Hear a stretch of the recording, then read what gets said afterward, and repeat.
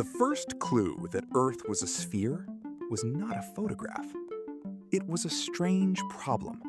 The sky changed when people traveled. Sailors crossed the Mediterranean. Traders moved between Greek cities, Egypt, and Cyprus. Scholars collected reports from people who had seen different skies. The farther people moved, the more the world gave away its shape. So, who first said Earth was a sphere?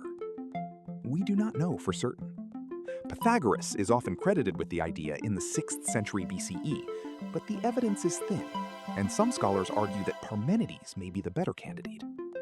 What we do have from Aristotle in the 4th century BCE is one of the clearest surviving chains of observational arguments. One clue came from travel.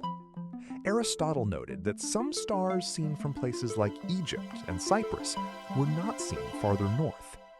If Earth were just a flat floor under the sky, that would be strange. But on a sphere, moving north or south changes your angle to the heavens. The sky itself shifts. Another clue appeared on the moon. During a lunar eclipse, Earth passes between the sun and the moon, and Earth's shadow falls across the lunar surface.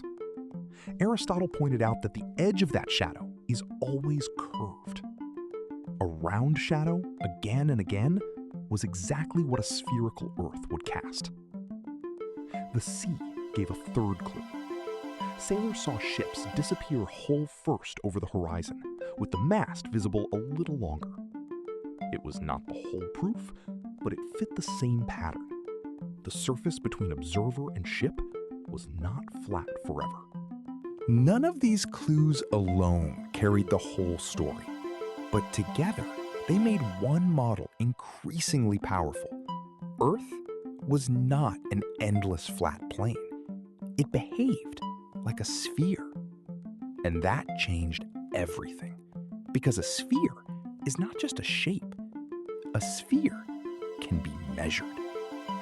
Once you imagine Earth as a sphere, shadows become geometry. Different shadow angles in different cities are no longer just odd observations. They become a way to measure the planet itself. That is where the next story begins. A stick, a shadow, and the size of